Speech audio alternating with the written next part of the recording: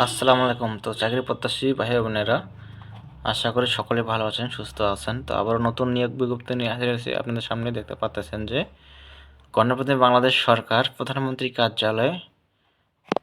কার্যালয় নিয়োগ বিজ্ঞপ্তি প্রকাশ পেয়েছে। তো এখানে দেখতে পাচ্ছেন, তো এখানে বলা হয়েছে বাংলাদেশ অর্থনৈতিক অঞ্চল কর্তৃপক্ষ এর সাংগঠনিক কাঠামোভুক্ত নিম্নবর্ণিত শূন্যপদ সমূহে সরাসরি নিয়োগের লক্ষ্যে বাংলাদেশের প্রকৃত নাগরিকদের নিকট হতে এই যে দেখতে পাচ্ছেন ওয়েবসাইটে অনলাইনে আবেদন করা যাচ্ছে।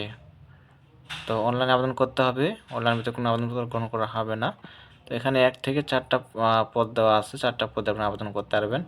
তো পদের নাম, পদ সংখ্যা, বয়স সীমা, শিক্ষা যোগ্যতা জানাবে টু জেড সাথে থাকবেন। আর যাদের বয়স 18 থেকে 32 বছর তারা আবেদন করতে পারবেন।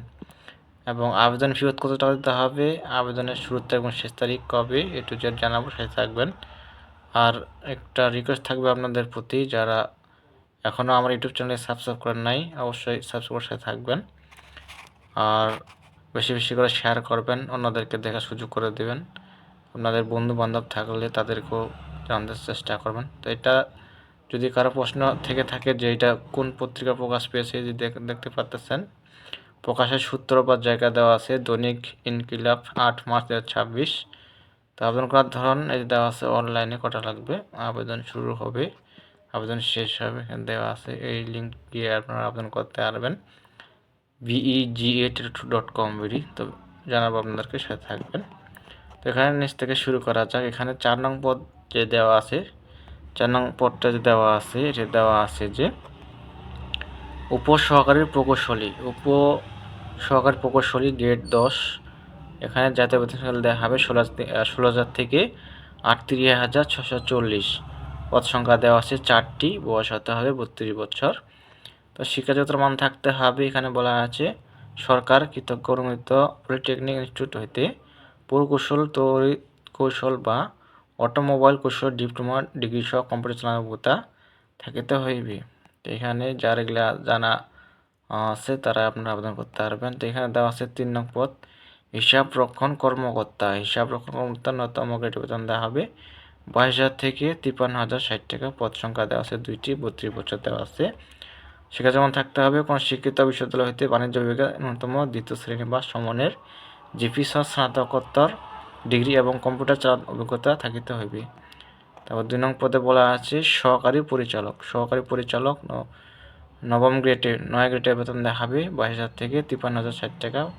এখানে দেওয়া আছে সহকারী পরিচালক পদে 17 জন লোক নেওয়া হবে, বয়স দেওয়া আছে 32 বছর। শিক্ষা যেমন থাকতে হবে কোনো শিক্ষিত বিশ্ববিদ্যালয় হইতে যে কোনো বিষয়ে 2য় শ্রেণী বা সমমানের জিপি সহ স্নাতক সম্মান বা প্রথম শ্রেণীর স্নাতকোত্তর ডিগ্রি এবং কম্পিউটার চালানোর অভিজ্ঞতা থাকতে হবে।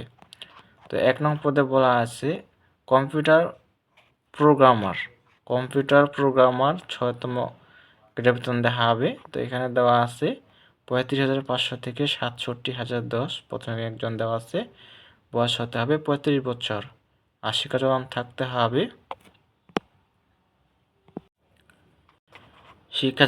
থাকতে হবে এখানে দেওয়া আছে যে দেখতে পাচ্ছেন কোনো শিক্ষিত বিশ্ববিদ্যালয় হইতে computer science and engineering, electrical and electronics engineering, information and communication technology সংশ্লিষ্ট বিষয়ে অন্যান্য 2য় শ্রেণী বা সমমানের জিপি সহ 4 বছর মেয়াদী স্নাতক বা সমানের ডিগ্রি।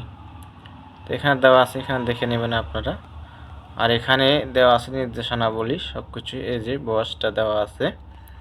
তো বয়সটা তো পুরো যে দেওয়া আছে আপনারা। আর এখানে দেওয়া আছে এই যে লিঙ্কে গিয়ে আপনারা আবেদন করতে পারবেন। এখানে দেওয়া আছে যে অনলাইনে আবেদনপত্র পূরণ সংক্রান্ত নিয়মাবলী ও শর্তাবলী দেওয়া আছে। এই যে লিঙ্কটা begate.com আবেদন পূরণ করতে পারবেন। তো এখানে অনলাইনে আবেদনের পূরণ ও পরীক্ষার ফি জমা শুরুর তারিখ ও সময় দেওয়া আছে। তো এখানে আবেদন শুরু হবে 10 মার্চ 2026 সকাল 10 ঘটিকাতে।